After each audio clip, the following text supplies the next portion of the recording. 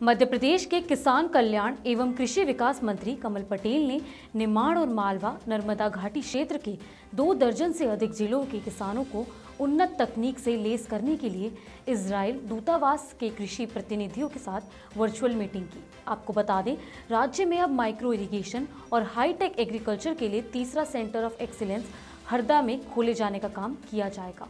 नमस्कार, मैं दीक्षा सोनी, कृषि न्यूज में आपका स्वागत है। आइए नजर डालते हैं आज की कृषि से जुड़ी सबसे बड़ी खबरों पर। किसान एग्री शो का आयोजन 23 से 27 मार्च 2022 को Pune international exhibition and convention centre Pimpri Chinchwad Maharashtra में किया जा रहा है, जिसका मुख्य उद्देश्य भारत के सभी हिस्सों के agri professionals, policy makers, government officials और मीडिया को एक साथ लाकर भारतीय कृषि क्षेत्र के बारे में संवाद कराना है। आपको बता दें, इस भव्य कृषि मेले में कृषि जागरण की टीम भी शामिल रही। वहीं इस मेले में कई बड़ी कंपनियों ने बढ़ चढ़कर हिस्सा भी लिया। तो वहीं इन कंपनियों ने कृषि जागरण से बातचीत के दौरान क्या कुछ कहा, आइए जानते हैं। एज ए लेमकन हम लोग 2 नए प्रोडक्ट लेके आ रहे हैं। हम लोगों ने कोविड के टाइम में कंपनी में काम किया। Mulcher and shredder and subsoiler, ये 2 टाइप के कंपोनेंट्स है प्रोडक्ट से हम लोग इसके ऊपर काम कर रहे हैं। इसको अच्छा रिस्पांस मिल रहा है। सबसॉइलर बेसिकली ये होता है कि सबसॉइलिंग का एप्लीकेशन होता है। जनरली लोग प्लाव से मिट्टी को पलट देते हैं, जिसको 12 से 14 इंच की जो लेयर होती है उससे मिट्टी पलट जाती है, सॉइल को इन्वर्जन होता है। बट यूरोप में या यूएस में एक वाटर टेबल इम्प्रूव करने के लिए या वाटर लॉगिंग को अवॉइड करने के लिए एक सबसॉइलिंग एप्लीकेशन जो साल में लोग एक बार चलाते, वो इंडिया में बहुत ही रेयरली अवेलेबल है। एप्लीकेशन भी हम लोग प्रमोट कर रहे हैं उसको। So we are educating people और लोगों का रिस्पांस भी अच्छा मिल रहा है। हम लोग ट्रायल्स और डेमोज भी दे रहे हैं। भरोसे को और करने के लिए हमने इस किसान मेले में जुपिटर जो एक मल्चर है फेल मूवर से, जुपिटर का JMH सीरीज यहाँ पे हमने लॉन्च किया है। उसके साथ साथ मेन मशीन है जो भारत में सबसे पहली बार केंचुआ मशीन जो हमने लाया है, जो 18 से 22 इंच जमीन के अंदर डीप जाके जो कठिन परत को तोड़ता है और बहुत ही आवश्यक मशीन है। और हम ये किसान कृषि प्रदर्शन में हमारा जो स्टॉल है, तो ये आज तीसरा दिन है मेले में। हमें अच्छा रिस्पांस मिल रहा है, फ्रूटफुल क्राउड आ रहा है।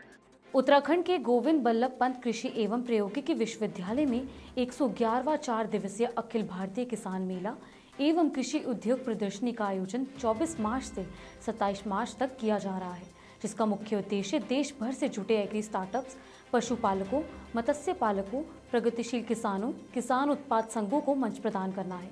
आपको बता दें, इस प्रदर्शनी में कृषि जागरण की टीम ने भी हिस्सा लिया। जो हमारी कंपनी है सर, ये आंध्र प्रदेश की कंपनी है जो मछली के जितनी भी मछलियां हमारी पाली जा रही हैं सभी मछलियों का फीड बनाती है। और हम इंडिया के साथ साथ में विदेशों में भी लगभग 13 से 14 कंट्रीज में हमारा फीड सप्लाई होता है।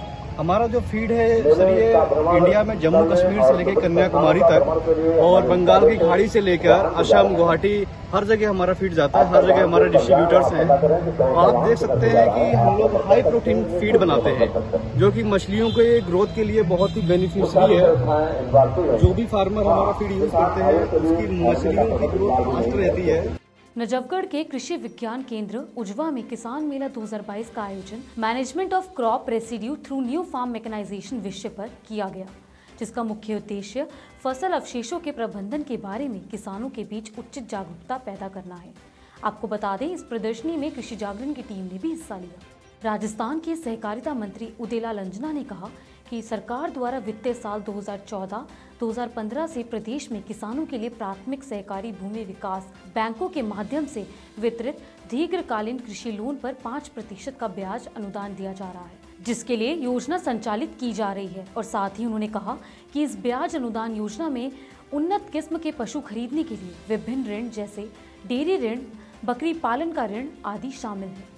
राजस्थान के ऊर्जा राज्य मंत्री भंवर सिंह भाटी ने विधानसभा में कहा कि राज्य के सभी कृषि उपभोक्ताओं को 3 साल के अंदर दिन के 2 ब्लॉक में इलेक्ट्रिसिटी सप्लाई किए जाने का लक्ष्य रखा गया है।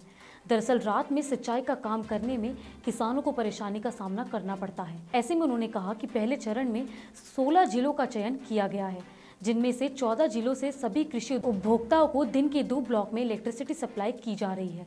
और साथ ही उन्होंने कहा कि शेष क्षेत्र में कार्य प्रगति पर है। वहीं दूसरे चरण में 5 जिलों का चयन किया गया है, जिससे कृषि उपभोक्ताओं को राहत मिलेगी।